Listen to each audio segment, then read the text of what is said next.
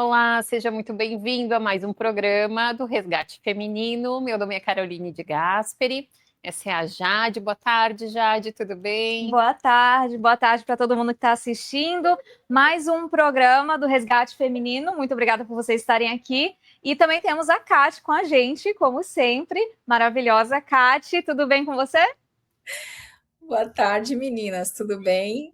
Tudo certo comigo. Hoje a gente vai fazer o programa um pouco diferente. A gente chamou convidados muito especiais.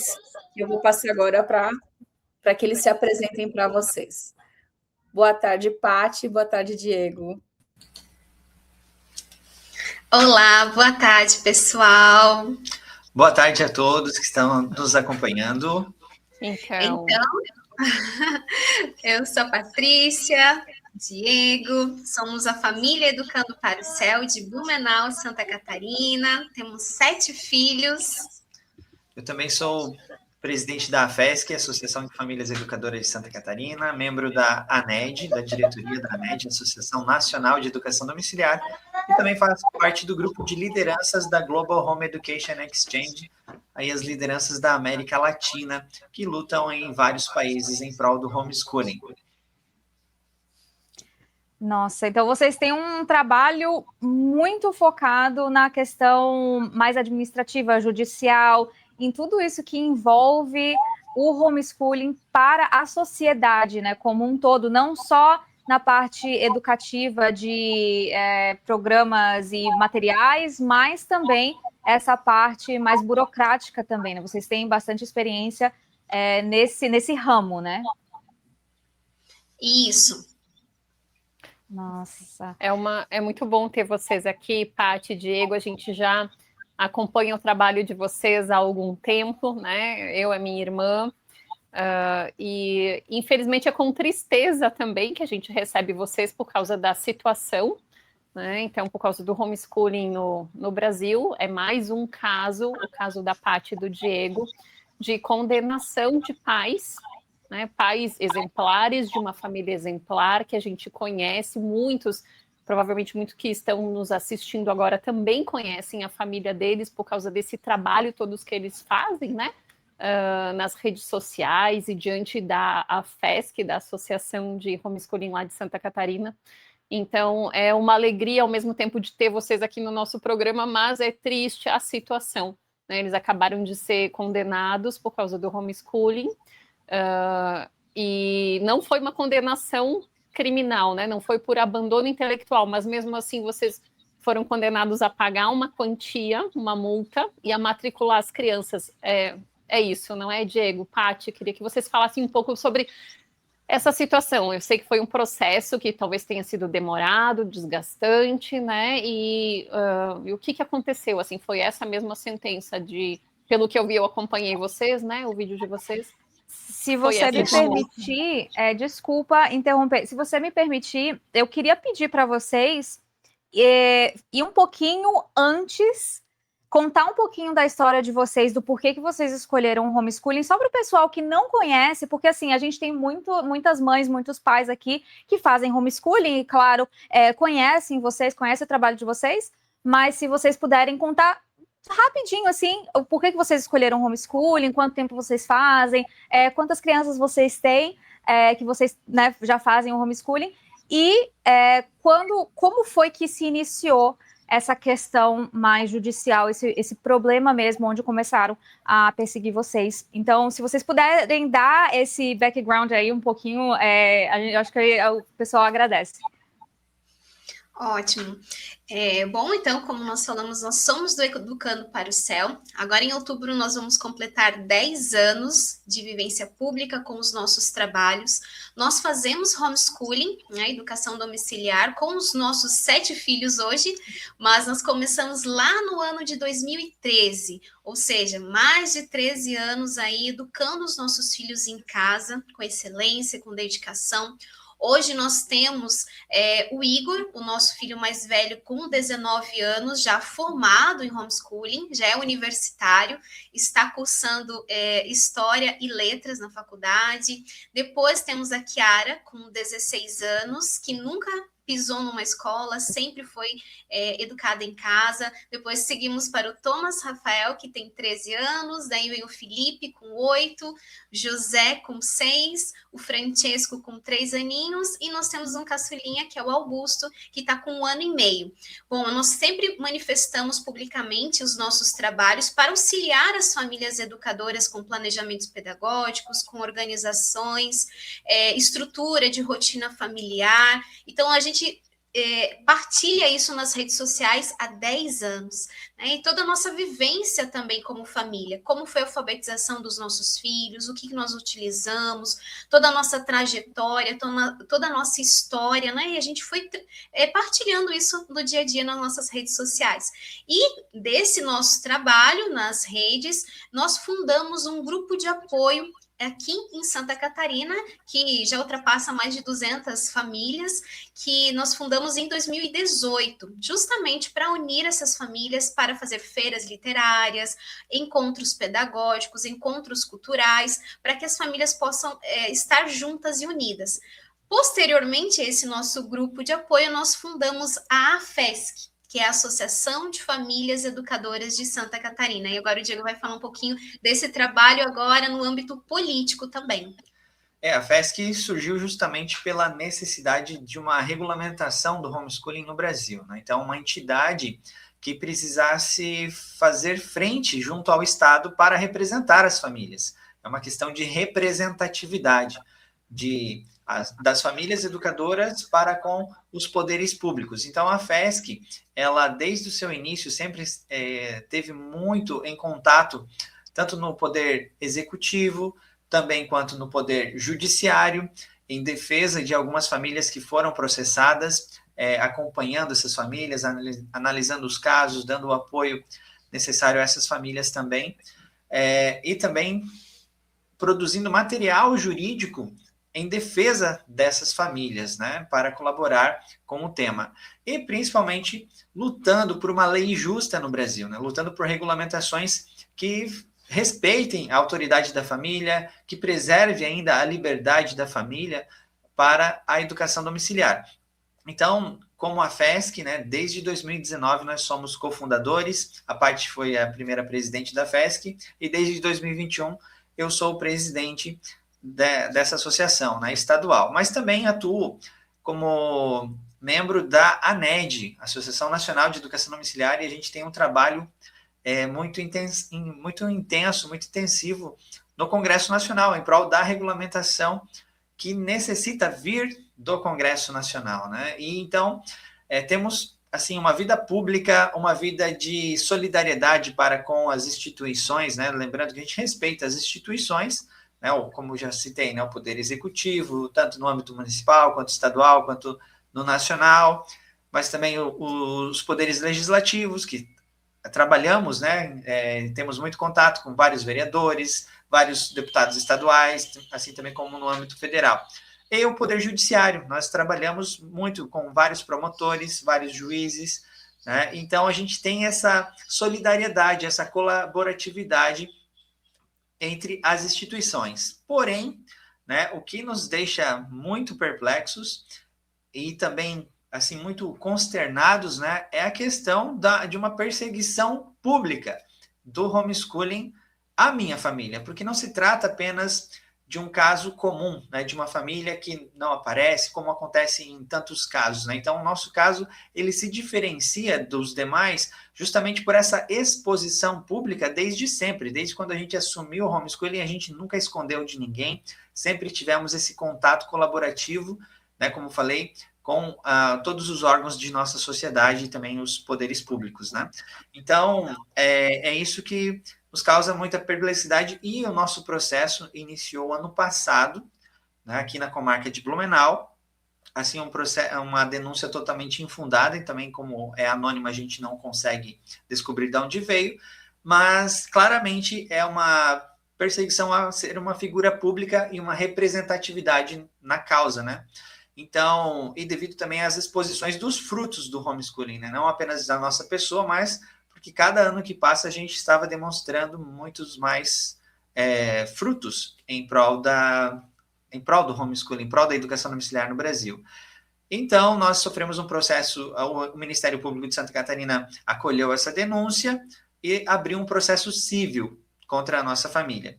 E agora, recentemente, na semana passada, saiu a sentença, né, em primeira instância, aqui na Vara da Infância e Juventude de Blumenau, aí nos condenando a matrícula obrigatória e a frequência escolar obrigatória, e mais, ali, segundo o termo utilizado para o juiz, utilizando-se de dosimetria, né, dando 20 salários mínimos no meu nome de multa e 20 salários mínimos no nome da minha esposa, né, aí para ser uma dosagem ali dosimétrica, né, segundo o juiz, né? Então, assim, é um absurdo total nos imputar a pena máxima do ECA, do artigo 249, né, que é 20 salários mínimos, e aí divide uma dosimetria para chegar a 40 salários mínimos, né? Então, assim, é um tremendo absurdo, a gente já vê, porque a própria sentença, assim, ela reconhece toda a vasta documentação que nós apresentamos, todo o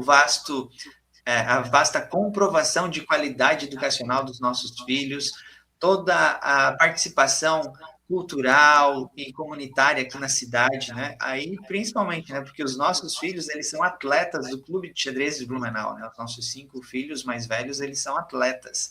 Já trouxeram mais de 300 medalhas para a nossa cidade.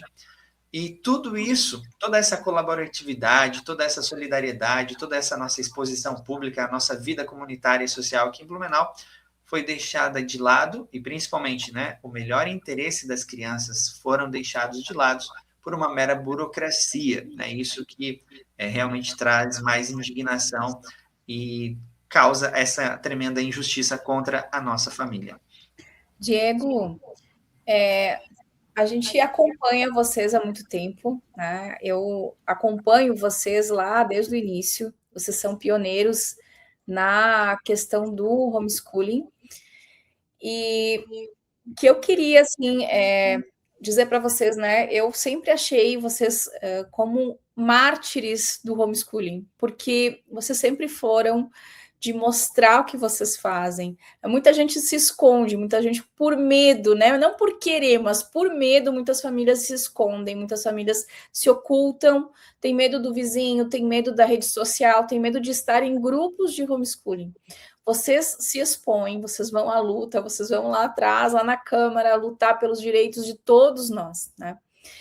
E dá para ver o resultado, né? Dá para ver o resultado, é nítido quando a gente vê os filhos de vocês, né? A Kiara, o Igor, o Igor já está na faculdade, né? Já está cursando faculdade, muito bem instruído, muito bem educado. Então, é uma educação completa, não é uma educação só intelectual, não é uma educação elitista, é uma educação que é uma educação para formar uma pessoa realmente. E a gente vê o quanto eles são bem formados.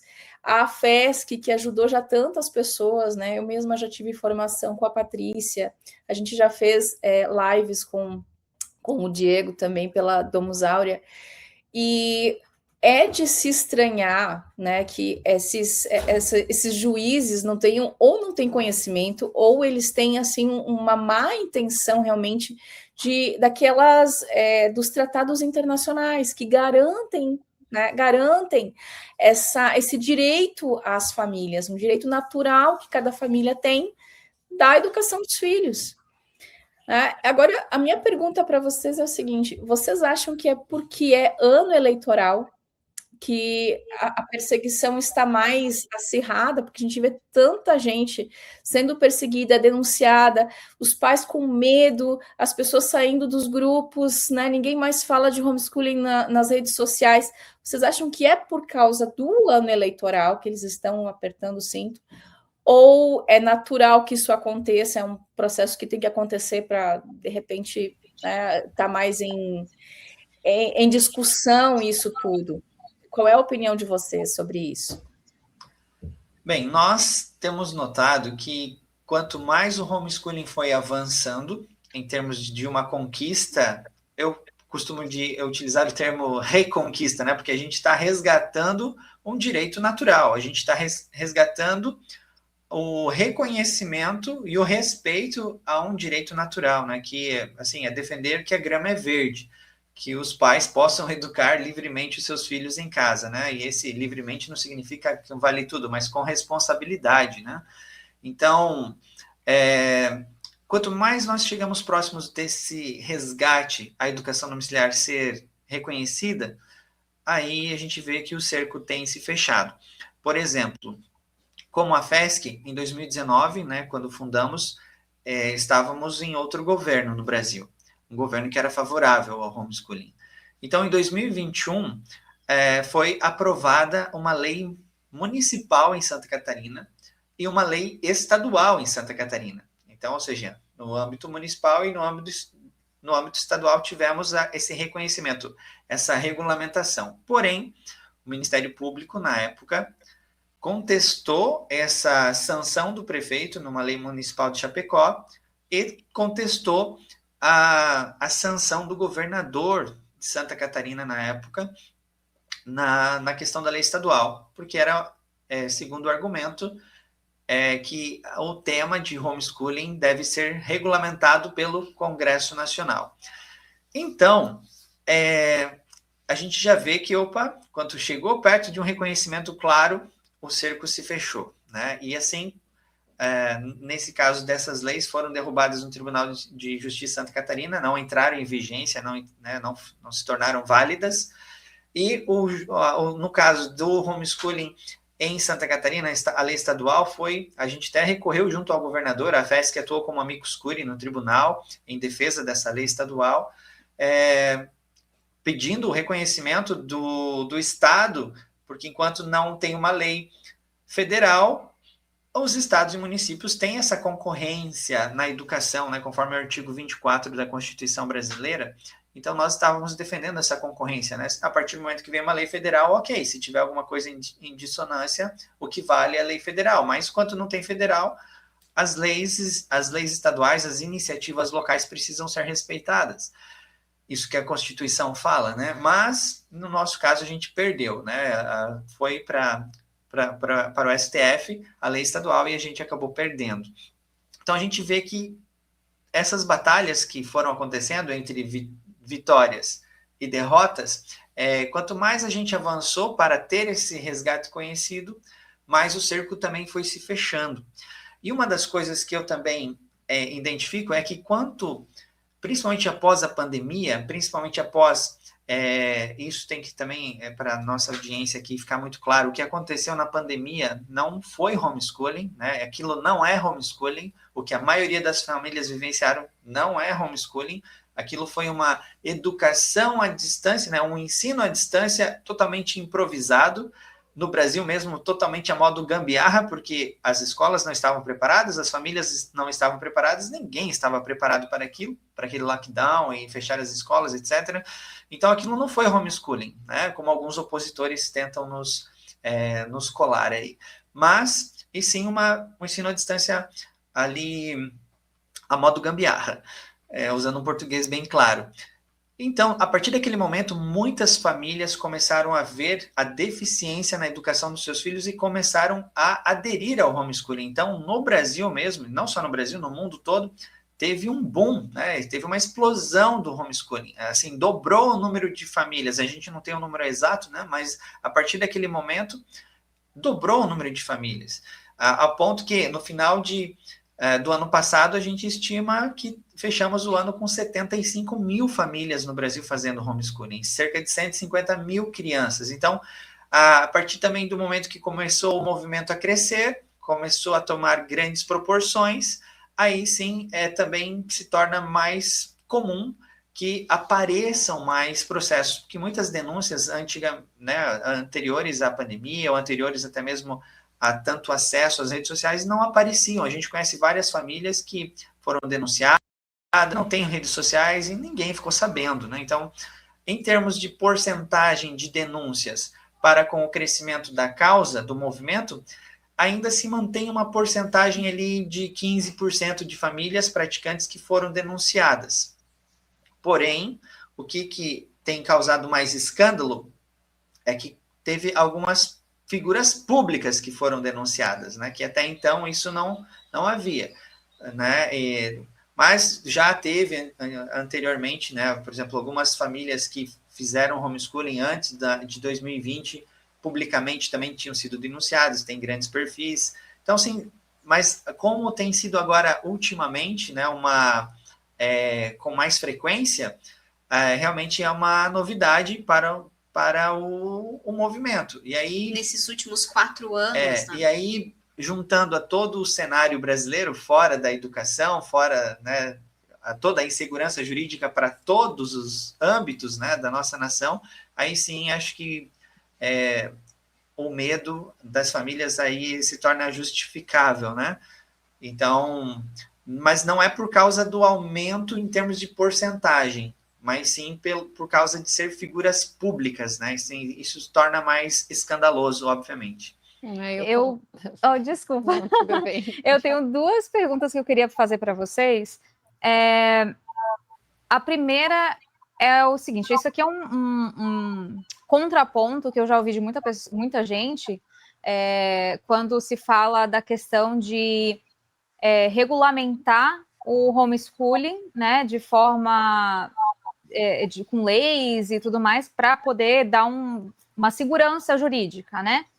E eu já ouvi isso e até eu já pensei isso também, que se houver essa conexão, e talvez eu não use as melhores palavras aqui, mas se houver essa conexão entre o judiciário com o homeschooling, isso daí não seria abrir uma porta para que haja um abuso, digamos assim, mais até do que já tem, porque, por exemplo, eles podem usar essa porta que foi aberta para começar a criar leis que deixe o homeschooling até mais difícil. Então, ok, você quer fazer homeschooling? Ok, tá, tem um respaldo aqui na lei, mas para você fazer homeschooling, a sua criança tem que ter de tal e tal idade, ou tem que ter alguma coisa cognitiva que necessite, entendeu? Então, eles vão fazendo, vão cortando, vão limitando, porque inicialmente houve essa lei que deu esse respaldo. Essa é a minha primeira pergunta.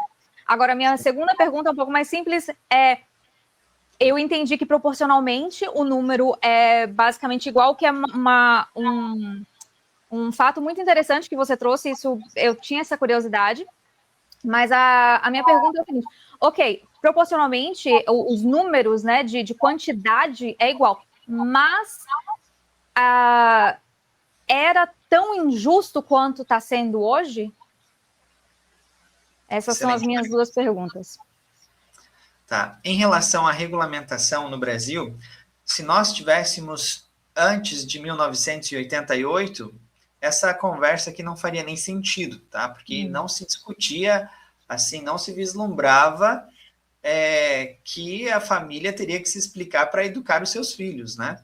Então, até porque não precisava, não se tem... O homeschooling era totalmente natural, nem era utilizado o termo, né? O homeschooling é só um termo que é universal, né? Se tornou universal e todo mundo utiliza esse termo. Mas a educação domiciliar sempre existiu, né? Sempre existiu, desde que o mundo é mundo. Porém, a partir no Brasil, né? E aqui tem que fazer esse resgate histórico para entender o nosso cenário, né? E principalmente por causa do porquê dessa necessidade da regulamentação. Então, é fato, antes de 88, nunca nem se cogitou ter uma regulamentação de homeschooling no Brasil, porque não precisava. O Estado brasileiro reconhecia a autoridade e a primazia natural da família no dever de educar os seus filhos. Então, a família tinha totalmente a primazia dela, assim, respeitada. E tanto que, aqui, a Carol, que é advogada também, formada em Direito, vai saber, quando o nosso Código Penal foi escrito, né, o artigo 246 do nosso Código Penal, que trata de abandono intelectual, o termo utilizado é deixar de prover, vírgula, sem justa causa, vírgula, a instrução primária dos filhos. Isso lá foi escrito lá na década de 30, né? 37, se eu não me engano, que é o nosso Código Penal. Lá não era um dever do Estado, entendeu? Era um dever da família. Era a família que deixasse de prover, porque era, assim, é um dever da família educar, né? Aí essa questão da educação compulsória no Brasil escolar é uma história recente em toda a humanidade, né? Até porque, desculpa interromper, até porque o trabalho do Estado é para dar suporte, né? Então, assim, o dever é da família, o Estado dá suporte, né? Excelente, isso mesmo. Então, essa questão da educação compulsória, né, da universalização da educação, é algo que tem 90 anos no Brasil. Então, e foi escalando. Porém, a partir de 88, o poder do Estado sobre a família cresceu demais, tanto que o artigo 205 da Constituição igualou, né? Assim, é dever do Estado, da família, em cooperação com a sociedade, né? A educação, dever de todos, né? É direito de todos, é dever do Estado e da família em colaboração com a sociedade. Então, o Estado, ele começa a avançar e rebaixar a autoridade da família. E nós vemos que no Congresso Nacional, em 1994, se discutiu o primeiro projeto de lei para regulamentar o homeschooling. Então, a luta pela regulamentação do homeschooling começou na década de 90 no Brasil, desde 94, estamos falando isso há 32 anos, está em debate no Congresso Nacional. E já teve, por exemplo, em 2008, teve até um projeto que veio do PT, né? E por incrível que pareça, um deputado do PT, que era um deputado federal do Acre, ele Henrique Martins, se eu não estou enganado o nome, deputado Henrique Martins, que apresentou um projeto de lei. Então, assim, para ver como não era nem se tocava no âmbito de direita e esquerda, né? Era só uma questão que antecedia tudo isso, era uma questão de direito e liberdade da família, da autoridade da família. Então, nós temos essa controvérsia e depois veio o ECA. Então, nós temos uma Constituição que aumentou o direito do Estado em relação à educação. O Estado começou a ter um papel educativo. Isso já é um avanço. Vem o ECA, duas leis ordinárias, o ECA e a LDB. O ECA em 90, né, e a LDB em 96, que obriga a matrícula escolar.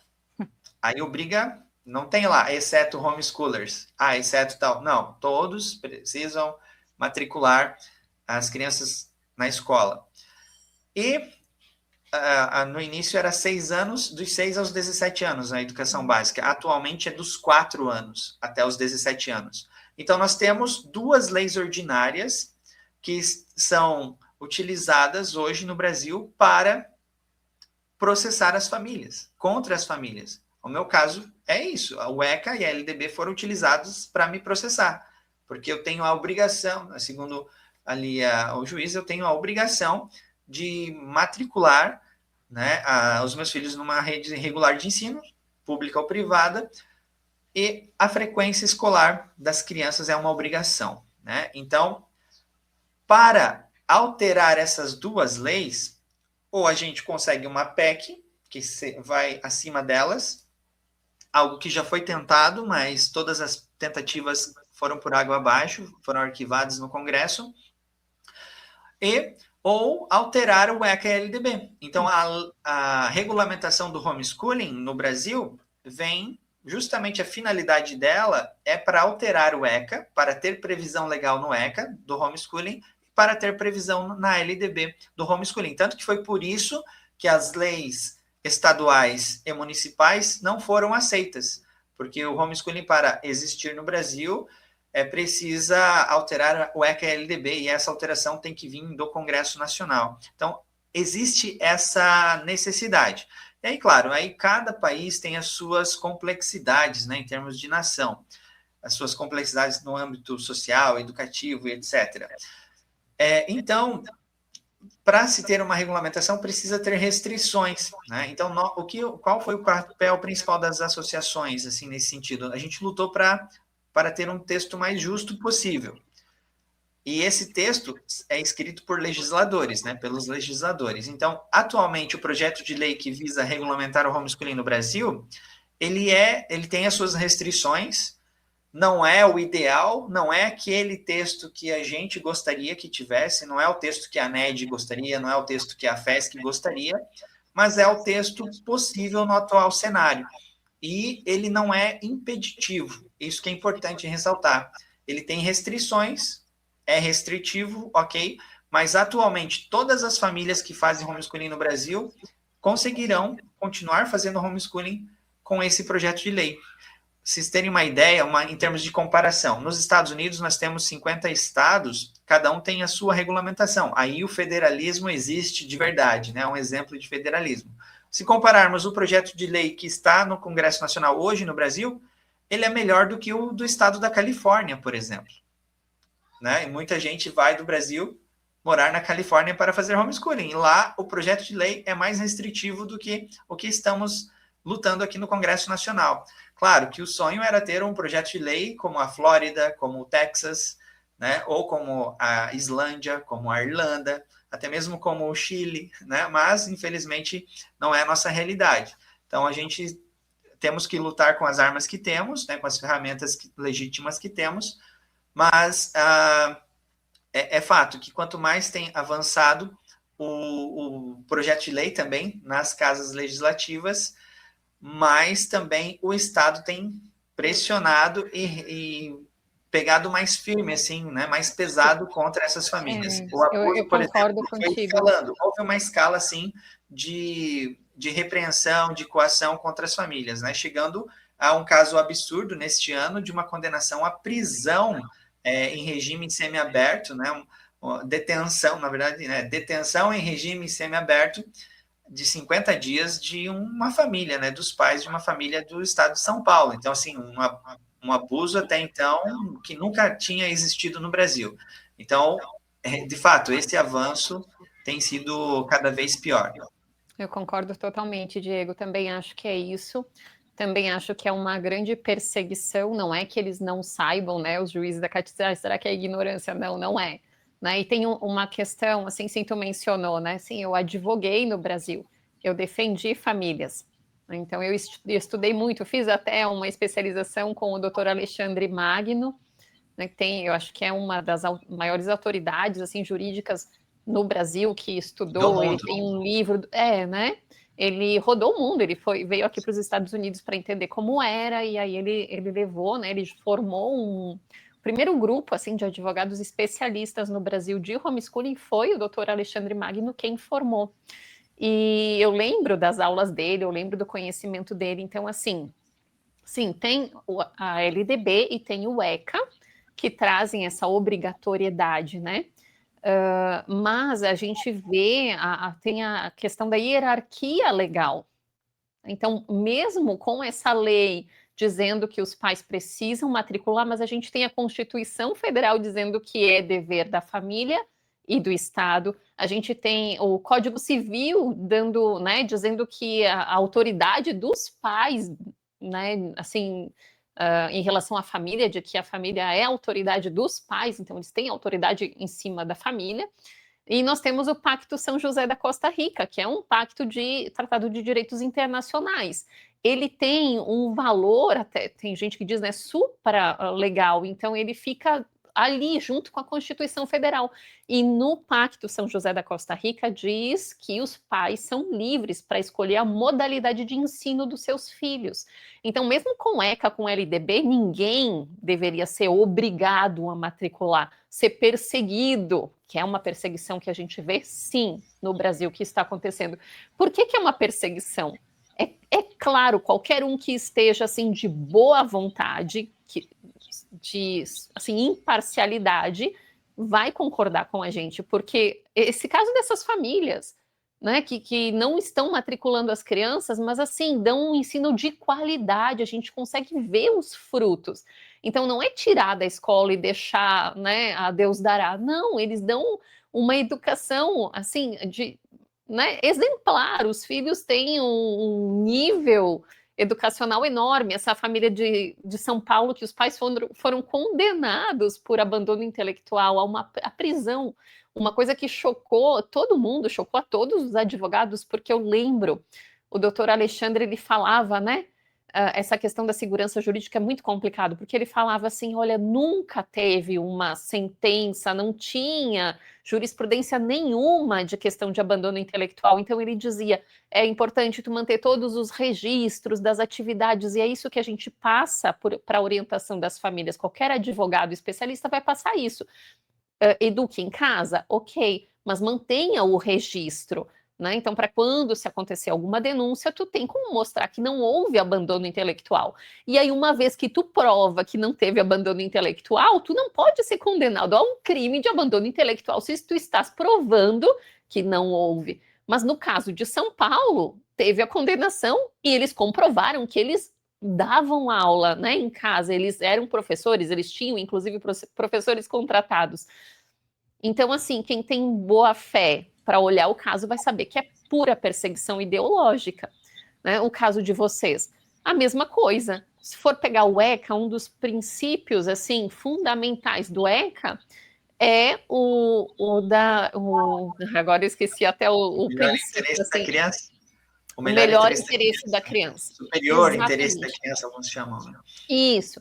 Então, assim, não importa o caso, o juiz que pegasse qualquer caso de qualquer criança, então seja ali, né, o caso então de homeschooling, ele teria que analisar o processo não olhando a letra da lei, mas olhando naquele caso. Está sendo feito o melhor para aquela criança? Então, no caso de homeschooling, a criança está em casa, ok, ela não está indo para a escola, mas assim, é o melhor para ela? Ela está sendo cuidada, ela está sendo respeitada, ela está avançando na formação dela, como pessoa, ela está avançando, e quais mais provas que eles querem, né? Então, assim, o que é realmente o melhor interesse da criança, o bem-estar da criança? Tu acha que um juiz que condena pais, que estão realmente preocupados com a educação, que dão uma educação de qualidade para a criança está se desenvolvendo, né, intelectualmente, moralmente, e ele quer simplesmente condenar essa família e mandar o filho para a escola, porque na lei está escrito que ele precisa ir para a escola, né? Eu acho que um juiz que faz isso, ele está sendo pautado em cima desse tipo de princípio?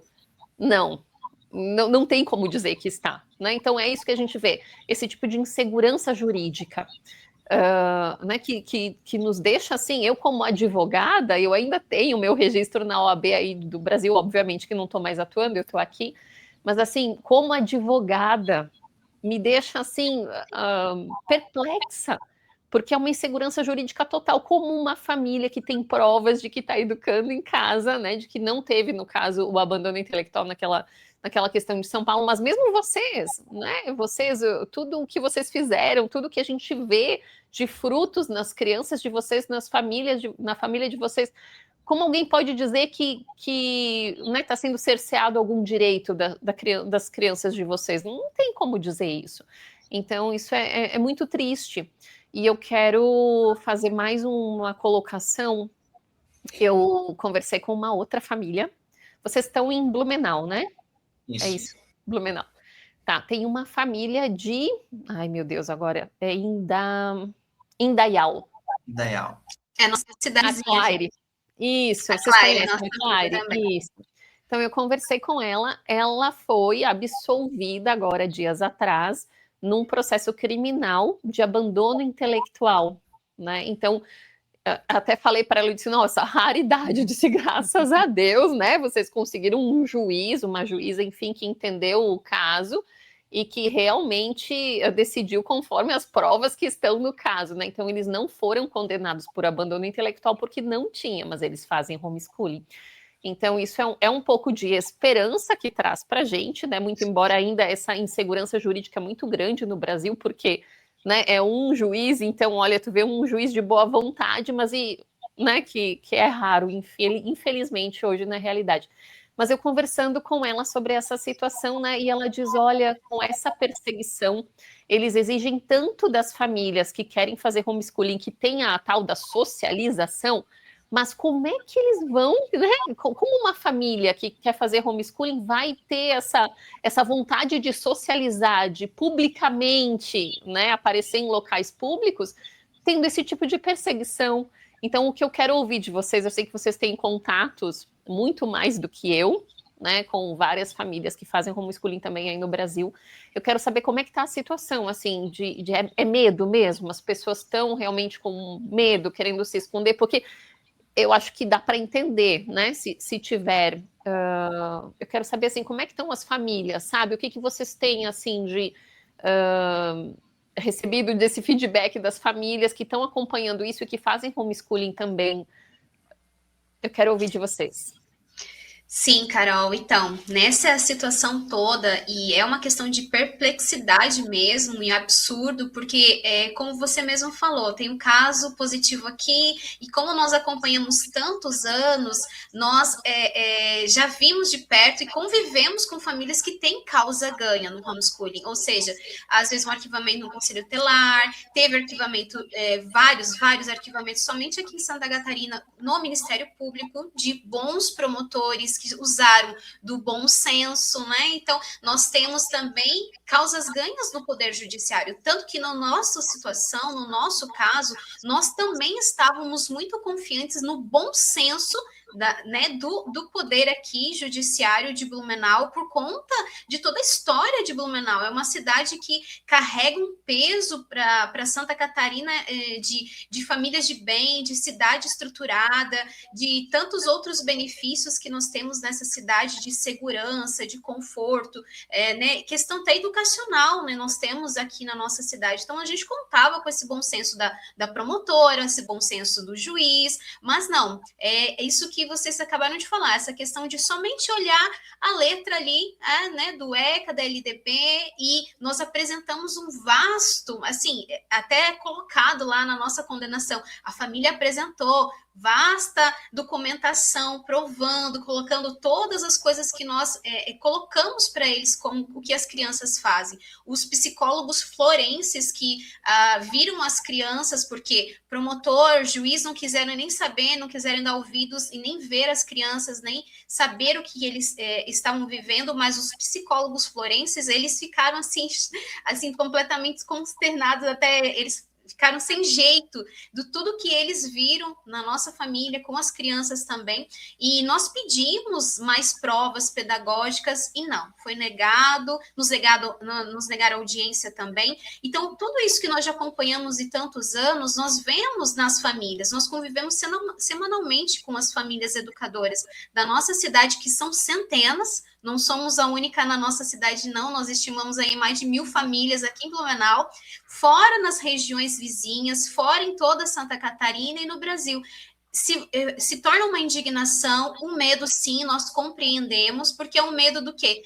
De ser perseguido pela excelência, perseguido pela educar bem os filhos, né? Vocês que são mães sabem o sentimento que eu tenho, né? Eu dediquei 20 anos, né, da minha vida, desde a gestação do Igor, para cuidar, para zelar, para trazer bons livros, para trazer boas histórias, boa alimentação, bom cuidado, né? Toda a formação que o Igor teve, né, desde pequeno até hoje, todo esse cuidado, e agora eu realmente ser condenada por ter tido todo esse cuidado com os meus filhos, de dar uma excelente educação. Os 3 mais velhos são bilíngues, trilíngues, aí falam várias línguas, várias formações. Então, assim, tudo que eu dediquei a eles, não, isso não vale de nada. Agora você é simplesmente condenada, tem que colocar em qualquer escola, não quero nem saber, e ainda é multado. Então, assim, a gente sabe da indignação das famílias, e eu compreendo que cada vez que vai escalando isso, as famílias vão se escondendo mais por esse medo de serem punidas pela excelência, entende? Tinha uma questão, Carol, para complementar também um pouquinho do que tu falou. Antigamente eu achava que a profissão de professor de história seria a pior do mundo, né? Porque você convencer que aquilo que é ensinado muitas vezes nos livros atuais é uma mentira, por exemplo, a Idade das Trevas e tantas outras coisas, seria a profissão mais difícil para um professor de história. Mas depois eu fui ver, depois que eu comecei a atuar com a educação domiciliar, com as associações, né, e ver os casos das famílias educadoras, eu vi que hoje, para ser advogado, tem que ser herói, assim, um advogado correto, que queira agir pela lei. Porque como que você vai entender que algo que não é proibido no Brasil, que o STF reconheceu como constitucional, né, que o STF reconheceu que precisa de uma regulamentação. Então, ou seja, como que seria crime se pode ser regulamentado. É exatamente isso. Esse é um detalhe bem importante, né, Diego? Desculpa te cortar, mas sim, em 2018, se eu não me engano, se não me falha a memória, o STF se manifestou, né, numa decisão dizendo que não é inconstitucional e que só depende de regulamentação, e a regulamentação está vindo, né? Ela foi aprovada na Câmara dos Deputados e está no Senado. Se eu não me engano, é isso, né? Então, assim, a regulamentação está vindo e não é inconstitucional. Então, como é que as famílias podem ser, né, condenadas como se estivessem fazendo um crime, né? E a própria Constituição prevê o dever da família em educar. E, assim, o dever originário, a gente pode concordar, não é dever do Estado? Tá bom, pode ser ali o dever solidário do Estado, mas o dever originário é da família. Porque antes do cidadão ser cidadão, ele precisa existir. Quem dá a existência é a família. A família é a base da sociedade. Sem família não existe o porquê da sociedade existir. Então, como você vai explicar isso para alguém que entende o mínimo de justiça, o mínimo de direito?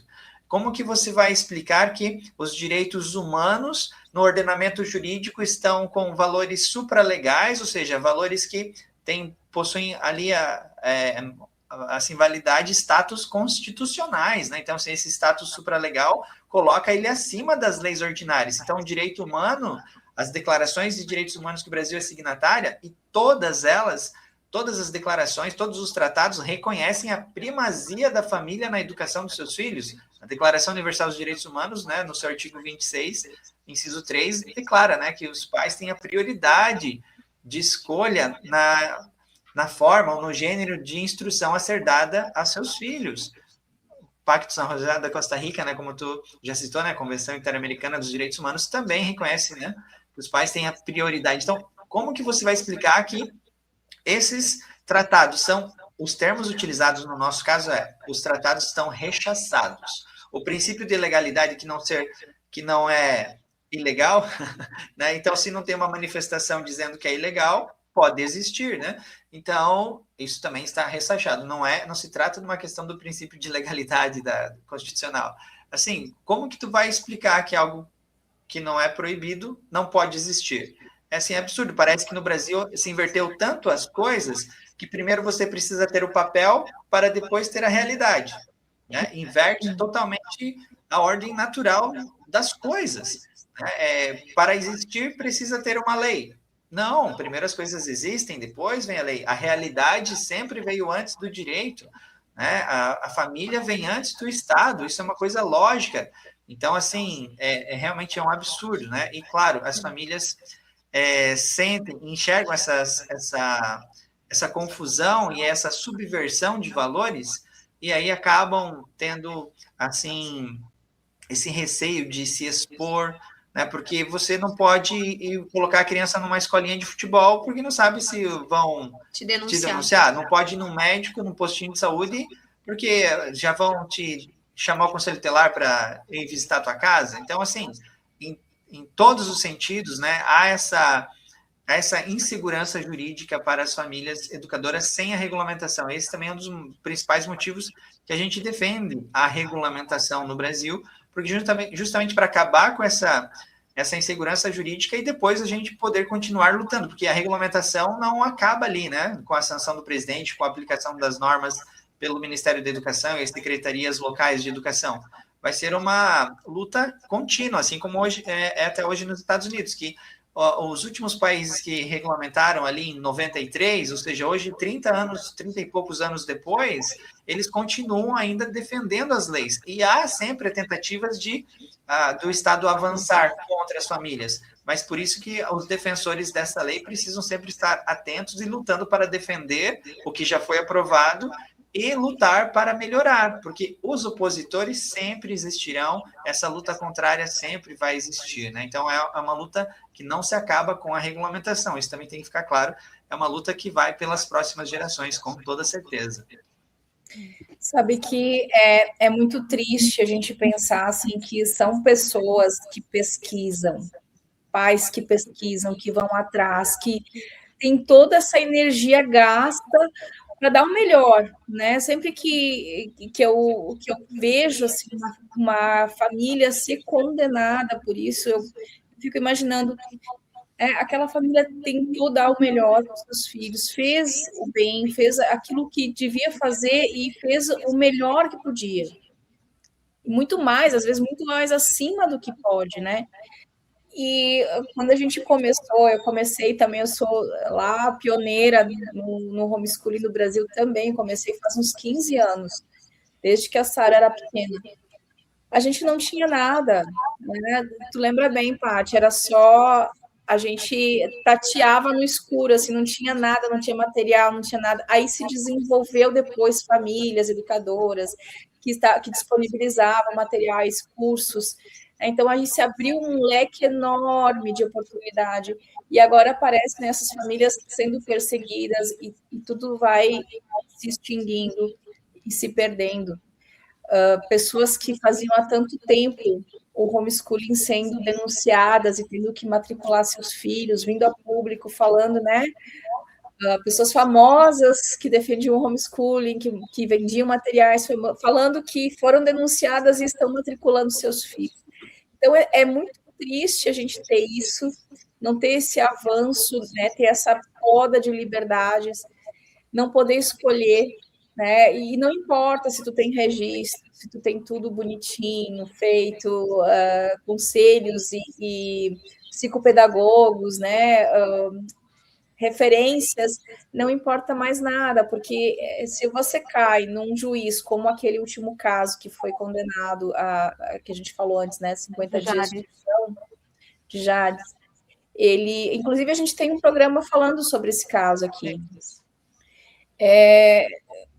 Cai ali, a pessoa nem quer olhar se é educado, se não é educado, se foi feito a instrução, se não foi feito. É a ideologia que está mandando, né? E eu queria saber de vocês, Paty, Diego, qual é o conselho que vocês dão às famílias que estão vivenciando toda essa situação, tudo isso que está acontecendo no homeschooling no Brasil? Qual é o conselho que vocês dão? Porque eu sei que vocês estão firmes ainda, né? Vocês não vão desistir. E a gente está querendo que vocês estejam aí também, né? Que se mantenham firmes.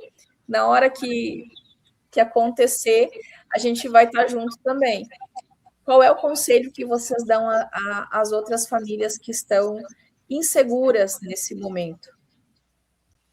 É o que a gente sempre falou, não fiquem sozinhos. Acho que o trabalho das associações, dos grupos de apoio, isso dá uma grande força, né? Nós estamos nós dois aqui, mas nós temos aí por trás de nós uma equipe jurídica maravilhosa, os melhores advogados do Brasil.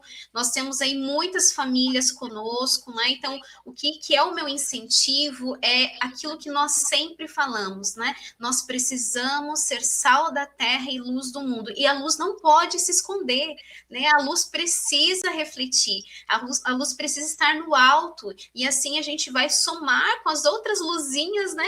E vamos continuar. Então, o meu objetivo, com certeza, nós como famílias, é que a educação dos nossos filhos é inegociável. E isso desde quando nós optamos pelo homeschooling, nós estudamos sobre as questões que estavam acontecendo no Brasil, regulamentação, não regulamentação, nós entendemos, nós já também passamos por esse período de, não somos a favor de uma regulamentação porque é um direito natural, mas depois vendo tudo que está acontecendo, uma regulamentação assim, as pessoas acham que a gente é bobinho, que a gente não entende, a gente estuda há mais de 10 anos, né? São mais de 13 anos sobre educação, e todos os meios que nós já sabemos e os advogados nos orientaram, nós usamos também no nosso caso. Então, nós queremos transmitir para vocês que nós não vamos nos calar, porque isso é completamente injusto. E se todos se calarem, todos abaixarem a cabeça perante a injustiça, perante a maldade, porque nós não estamos fazendo nada de errado.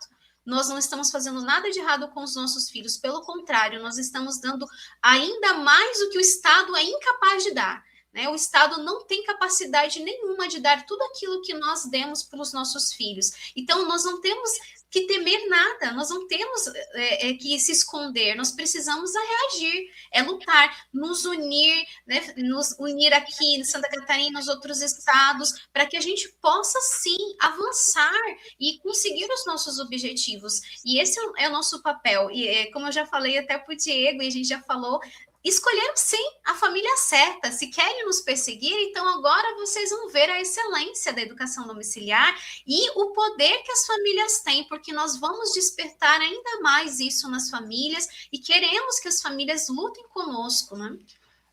Eu me baseio muito na história do próprio Estados Unidos, né? Nas vitórias que obtiveram em prol do homeschooling. E hoje, essa liberdade conquistada foi através de muitas dores e muitas lágrimas, né? Na década de 70 e 80, aí nos Estados Unidos, muitos pais perderam a guarda e passaram por situações piores do que hoje a gente tem passado aqui no Brasil, muito piores. Eu conheço relatos, assim, chocantes, que é inimagináveis hoje para nós aqui, com a realidade que tem os Estados Unidos hoje, imaginar que pais de 7 filhos tiveram a perda de guarda sem nem passar por um juiz, veio determinação policial antes da promotoria, né? Comparado ao ordenamento aqui do Brasil, né? A gente primeiro passa por uma denúncia, vem uma averiguação do Conselho Tutelar, depois o Conselho Tutelar envia para o Ministério Público, o Ministério Público recomenda a matrícula, nem não matriculou, abre ação judicial, vai para o juiz. Então, uma perda de guarda pode vir com uma sentença judicial. Nos Estados Unidos não carecia de uma sentença judicial para a perda de guarda, né, ali na década de 80. Então, assim, teve várias famílias que passaram por situações muito complicadas, pais foram presos, inclusive. Então, a gente já sabe que a história nos ensina muita coisa. Então, todas as vitórias, todas as grandes... todos os grandes passos que hoje aconteceram aí nos Estados Unidos, eu tenho como uma grande influência o Dr. Mike Ferris, é o fundador da HSLDA, né? Da Homeschool Legal Defense Association. O Dr. Mike Ferris, ele me falou pessoalmente, olha, nenhuma vez, né, nenhum grande passo, nenhum grande avanço do homeschooling nos Estados Unidos aconteceu sem ter antes uma grande batalha. Então, hoje vocês são a referência mundial do homeschooling. Hoje o Brasil é referência mundial do homeschooling, porque o trabalho difícil nós estamos fazendo aqui. Para os Estados Unidos já ficou fácil, né? Eles já venceram, já passaram a parte de tribulação. Então, agora é a nossa vez. Então, por isso que nós temos essa convicção também de uma missão de vida, né? Porque para nós, assim, nada acontece por acaso, a gente acredita muito em Deus. Não vamos dar um passo sequer sem antes saber de que Deus está conosco, né? E principalmente Ele é o nosso maior advogado. Então, essa é a nossa maior consolação e maior motivação para seguir firmes, porque estamos apenas cumprindo uma missão que Deus nos confiou, né, em prol da educação dos nossos filhos. E o homeschooling é uma realidade imparável no Brasil. É imparável, não tem mais como segurar. Mesmo que estão acontecendo perseguições, mesmo que tenha acontecido coisas assim absurdas, mas muitas famílias, por causa desses absurdos, também estão acordando e estão se motivando. Então, há um filtro natural, sempre tem em todos os âmbitos da vida, né? Quem não está muito afim, corre, enfim, cada um tem sua liberdade, a gente defende isso, a liberdade de cada um.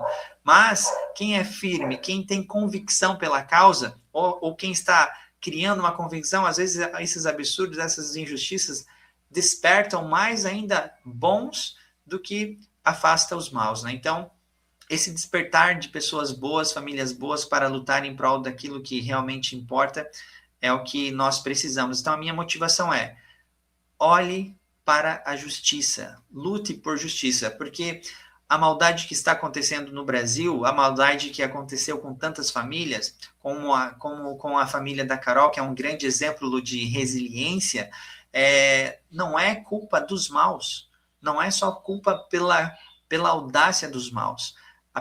Os principais culpados por tudo isso que nós estamos vivendo hoje no Brasil pela covardia dos bons de defender aquilo que é certo, Se os bons tivessem se levantado lá atrás e defendido o que é certo, nós não tínhamos um ECA que atravessasse tanto a barreira com relação ao direito das famílias. Se os bons tivessem se levantado lá na década de 80, não tínhamos uma Constituição Federal que mais favorece o socialismo e o comunismo do que uma justiça verdadeira. Então, é nesse sentido.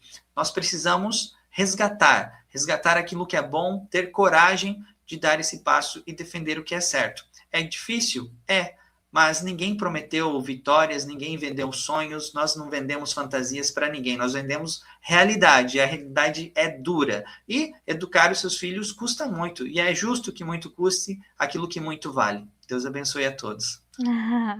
Muito obrigada.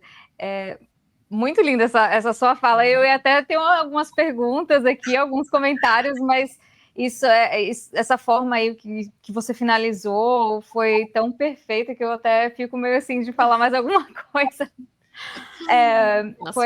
Fala, tu tem mais alguma pergunta? Eu fiz alguma. Não, exato, eu queria só trazer o que você falou, foi perfeito, então eu vou até diminuir aqui o que eu ia falar.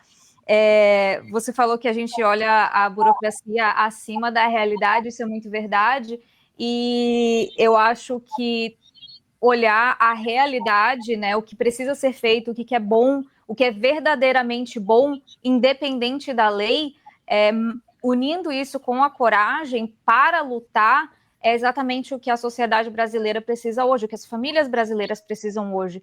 E eu queria trazer um ponto que a gente viu nesse caso de Jales, que é esperançoso, querendo ou não, dá uma pequena esperança, que teve a repercussão internacional, né? Eu vi alguns lugares, aqui até mesmo nos Estados Unidos, falando desse caso de Jales. Então, para você ver como, quando a gente faz barulho, né? Quando as pessoas vão e falam quão absurdo são as sentenças, a perseguição e tudo mais, as pessoas ouvem, né? Outras pessoas, outros países vão ouvir, vão dar suporte, vão ajudar. Inclusive, o juiz de Jales, ele sofreu também um cancelamento, né?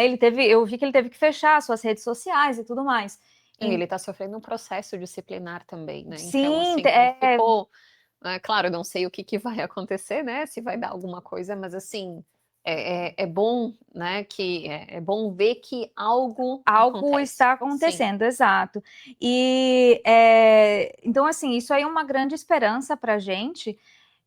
Você falou da questão da coragem, então eu ia te fazer uma pergunta, como que as pessoas podem se unir, mas eu acho que vocês até já responderam isso agora. Então, só para reforçar, por mais que vocês tenham medo, ouçam o que o Diego falou, porque é muito verdade. Se a gente recuar no medo, e isso acontece, quem tem cachorro vê isso, ou qualquer tipo de animal, quando um animal vai avançar, se ele vê que o outro animal recua, ele vai avançar mais e acaba atacando, né? Acontece a mesma coisa com os seres humanos. Quando um movimento, uma instituição, como o judiciário, por exemplo, ele vai atacar e vê que a sociedade recua e aceita, e aí é que ele vai tomar conta. Como a gente vê não só nas famílias hoje, a gente comentou no caso de Jales, existem escolas hoje, escolas comunitárias, católicas ou cristãs, que estão sendo atacadas também. Então, não é mais só família, né? Então, por exemplo, esse negócio do ECA, matricula na escola, ok, mas não é qualquer escola mais, né? Porque até as escolas estão sendo atacadas. Por quê? Porque as pessoas estão recuando. Então, como ele falou, tenham coragem, apareçam, façam barulho, façam outras associações no estado de vocês e se unam com a Associação Nacional, né? E aí eu vou perguntar para vocês como é que outras pessoas, outras famílias, outras associações de outros estados podem entrar em contato com vocês para se unirem, e o que vocês acham que pode ser feito daqui em diante para além da lei, assim, em questão de pessoa mesmo, de família, o que a família, a comunidade pode fazer com a Associação Nacional, né, e nas suas associações estaduais ou locais mesmo, o que pode ser feito? Movimentos, coisas que que junta dinheiro, agora a palavra me fugiu a cabeça. Crowdfunding. Tipo um crowdfunding, essas coisas assim. Eu estava até pensando jantares comunitários, sabe? Essas coisas. Na assim. questão da condenação deles, da condenação monetária que vocês tiveram, quem sabe fazer uma vaquinha. Eu contribuiria com certeza, sabe? Se tiver que pagar, porque é isso, eu complementando o que tu está falando, Jade, eu entendo e eu concordo totalmente. Foi lindo te ouvir, Diego. Né, e te agradeço de novo a ti e a Paty por vocês estarem aqui, né, trazer toda essa experiência, a carga, né, da experiência de vocês, do trabalho de vocês, da coragem de vocês. E agradeço muito a tua benção, né, a minha família. Eu vejo, eu já falei com a Kátia isso várias vezes, né? Acho que já falei até para a Paty o quanto eu admiro a família de vocês, a coragem, a força de vocês. E eu acho que é isso, né? Cada um tem a sua missão, né? A gente tem. Carol, não te atrapalhar, mas assim, toda a família que faz homeschooling admira. Né? Eles, todo mundo admira, né? Eles vocês estão à frente, isso, vocês estão um exemplo também, então esse exemplo de coragem, representam muito fortaleza. Eu acho que, por exemplo, a coragem que vocês estão mostrando, porque vocês estão passando por um momento difícil, mas vocês estão aqui falando com a gente e vocês não estão falando, então, a gente deu um passo para trás, porque... Não, vocês estão falando, vamos lá, vamos lutar, vamos fazer... Né? Vamos lutar pelos nossos direitos. Então, essa coragem alimenta quem está ouvindo, quem está vendo vocês fazerem isso. Por isso que eu estou perguntando o que as pessoas, em nível local, familiar, que seja, podem fazer para conseguir unir aí em nível social, sabe? Montar esse bloquinho e para que tenha essa força. O que vocês recomendam em questão de ação para a gente poder ter aí uma esperança maior de um bom resultado e fazer barulho, porque a esquerda sabe fazer barulho e funciona. Então, como é que a gente pode fazer esse barulho? Bem, é muito importante, né, para ficar claro que a gente foi condenado, mas ainda não estão nos cobrando. A gente tem recursos, a gente vai recorrer para a segunda instância. Então, foi algo na primeira instância agora. Temos a segunda instância... Depois tem o STF, o STJ, né, STF, e depois a Corte Interamericana. A gente não vai desistir. O homeschooling para a nossa família, ele é inegociável. Nós não estamos pedindo licença para o Estado para existir. Nós estamos só falando para o Estado. Senhor Estado, nós existimos. Nós estamos cumprindo com os nossos deveres e só queremos que o senhor reconheça. Ele não está concedendo nada para a gente não precisa que o Estado nos conceda algo, não, ele só reconheça que nós estamos cumprindo o nosso dever, né? Então isso tem que ficar muito claro para todos aqui. As famílias, elas precisam, como a Paty já citou, se unir. Então, montem grupos de apoio locais. Se não tem muita gente na sua cidade, faça como a gente lá em 2018, quando a gente montou nosso primeiro grupo de apoio, era cada família de uma cidade vizinha. Então, a gente se encontrava uma vez por mês em alguma das cidades para ficar melhor para cada uma das famílias. Depois foram mais famílias sabendo do nosso grupo, foram se aproximando. Hoje nós temos grupos na nossa cidade, temos grupos em outras cidades que já foram se consolidando. Então, alguém tem que fazer uma frente. Marcar um piquenique com as crianças num parque, ou numa casa, ou em algum salão de igreja, alguma coisa assim, se unir. Esse contato presencial é essencial, porque a gente vê a humanidade acontecendo, né? É muito importante as mães verem que, poxa, tem outras famílias que estão passando os mesmos perrengues que ela em casa, tem as mesmas dificuldades, ou até vezes dificuldades muito piores, e a família está super bem. Então, sempre é inspirador ter essa relação com outras famílias. E nas questões práticas de apoio à causa, bem, eu vou usar algo que o Kevin Bolden, que hoje, atualmente ele é o diretor global da HSLDA dos Estados Unidos, ele numa palestra aqui que ele deu aqui no Brasil, ele falou assim para todas as famílias: primeiro passo, não pense apenas no seu umbigo. Ou seja, não sejamos egoístas, gente. Nós precisamos pensar nos outros. Nós não fazemos homeschooling só apenas pensando na nossa família.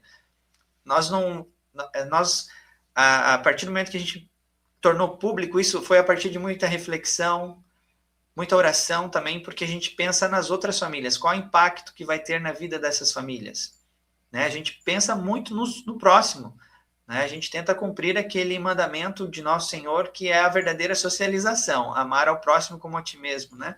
Então, pensar nos próximos, discipular os seus filhos em casa, ou seja, tem o seu melhor em casa. O homeschooling não é brincar de escolinha, não é deixar as crianças em abandono intelectual. E a gente precisa provar isso. A gente precisa provar que a grama é verde.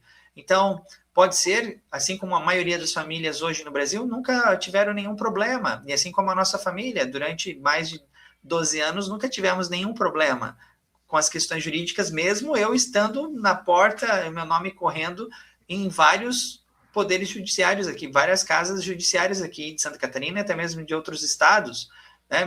Só de famílias aqui pela FESC eu atendi mais de 100 conselhos tutelares, tive contato com conselheiros, atendi mais de 55 promotores. Meu nome rodou em várias comarcas aqui de Santa Catarina. Então, ou seja, eu sou uma pessoa conhecida pelo Ministério Público, pelo Conselho Tutelar, pelo Poder Judiciário de Santa Catarina.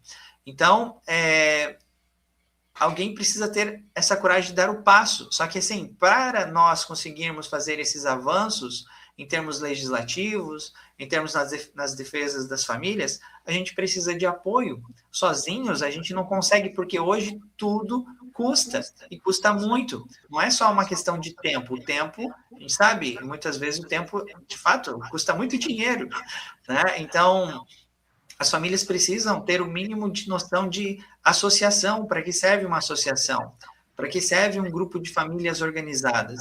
Então, nesse ponto, os Estados Unidos é a nossa maior inspiração, porque todos os estados têm as suas associações locais, todas fazem um trabalho de excelência junto à HSLDA, assim, algo inspirador, né? E foi graças a eles... No Brasil, desculpa, no Brasil, existe alguma outra associação além da ANED e da FESC?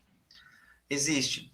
Existe uma associação em Minas Gerais, a FENG, existe em São Paulo, a FAEDUSP. Em Rio de Janeiro tem duas, tem a Associação de Famílias e Educadores Católicos do Rio de Janeiro, tem a FERJ, que é a Famílias Educadoras do Rio de Janeiro, tem duas associações.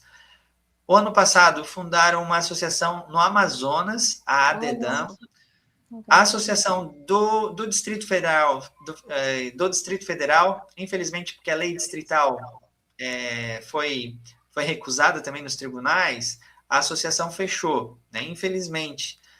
No Paraná já teve tentativas também, no Rio Grande do Sul tem uma iniciativa, mas as famílias precisam se unir, precisam ter vida essas associações, precisa de apoio, precisa de união dessas famílias para que alguém possa trabalhar, que nem um exemplo prático.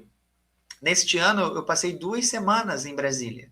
A Carol morou em Brasília, sabe bem que Brasília é um custo de vida muito superior do que aqui do Sul. Então, para ir até Brasília, só o custo de avião, custo de passagens, hospedagens, alimentação, 1 semana fora de casa, que eu poderia estar fazendo os meus trabalhos para o sustento da minha família, eu estava lá lutando por uma causa. Então, tudo isso tem custo, gente. Então, alguém precisa ajudar a cobrir esses custos, né? Que sozinhos, realmente, enquanto cada um ficar pensando no seu umbigo, aqui, mais uma vez, fazendo menção ao que o diretor global da HSLDA, imagine, que tem toda uma estrutura de excelência hoje nos Estados Unidos, né? Ele dando esse conselho para nós. Enquanto cada um ficar pensando apenas no seu umbigo, aí o Estado vai nadar abraçada em nossa frente. Uhum. Então, a gente precisa fazer a nossa parte. Tem um jargão que, assim, é muito verdadeiro, mas juntos somos mais fortes. É fato. Se nós não nos unirmos, a gente não vai se fortalecer e, assim, não vai ter um andamento no Senado Federal, não vai ter um passe de mágica. O senador vai acordar hoje, olha, acho que eu vou pautar a educação domiciliar, porque eu estou inspirado. Não acontece assim. O senador tem que levar batida na porta, cobrança, tem que alguém encher o saco dele. Quem que está enchendo o saco hoje dos senadores? Eu estou fazendo a minha parte, mas quantos mais poderiam enviar e-mails, ligar no gabinete? Eu tento fazer esse movimento. Famílias, mando e-mails, já fiz listas organizadas de todos os gabinetes dos senadores, peço para ligarem, mandem mensagem também no direct, nas redes sociais. A gente tem que cobrar. O meio mais eficiente, obviamente, é pessoalmente. Você está lá no gabinete, mas quem tem esse acesso? Então, alguém precisa ter esse acesso. Mas agora, mandar e-mail, fazer ligação, todo mundo pode. Né? Então, assim, o caso de Jales fez com que a gente acordasse o projeto de lei que estava dormente lá no Congresso. O ano passado, teve um andamento que foi o parecer favorável da senadora Dorinha, que é a relatora do projeto de lei lá na Comissão de Educação.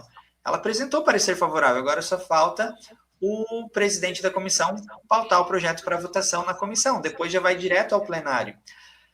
Porém, a Comissão de Educação é presidida pelo PT, e a Tereza Leitão, que era a senadora presidente, ela disse pessoalmente que ela não é favorável, então, assim, ou seja, ela vai ficar sentada em cima e não vai fazer questão de pautar.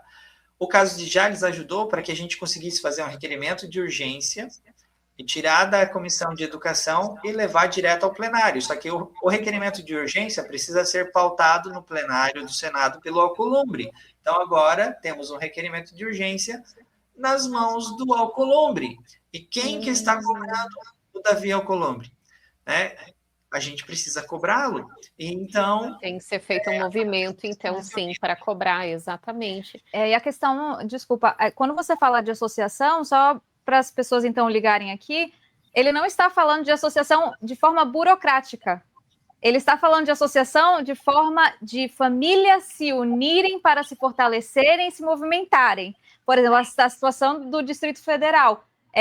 Eles não puderam manter uma associação de forma burocrática e regulamentada ali, né, com nome e tal, mas as famílias não podem se dispersar.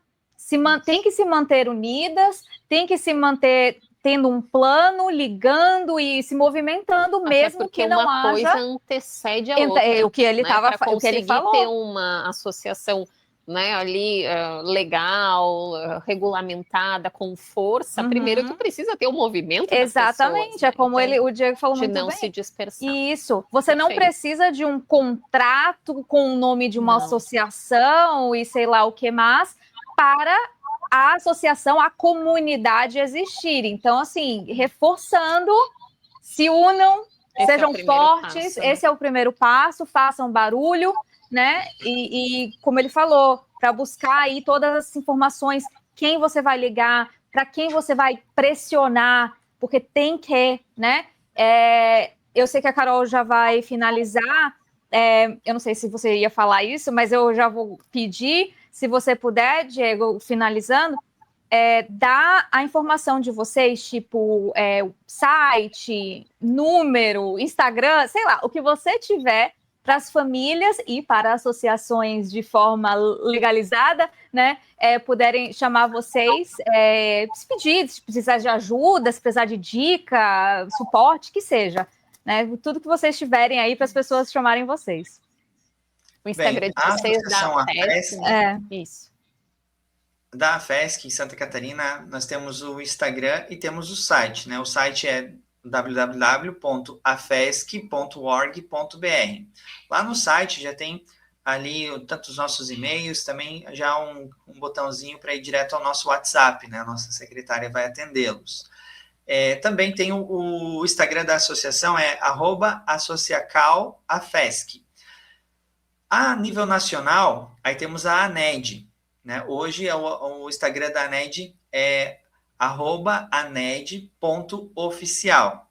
E o site da ANED também é o aned.org.br.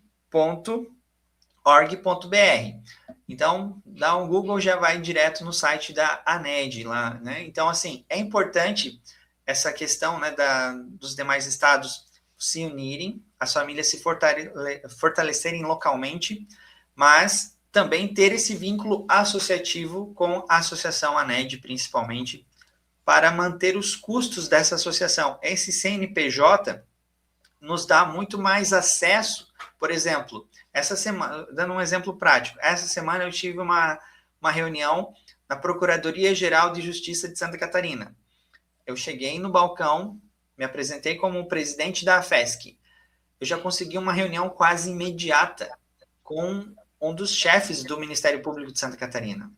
Por que eu consegui isso? Porque eu estava ali representando uma associação. Tinha um CNPJ por trás.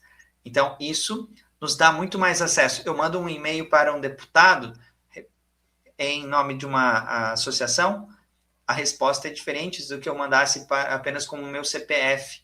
Então, o acesso que eu tenho também hoje no Senado Federal, graças à associação, é muito mais receptivo do que se eu tivesse apenas com o meu CPF.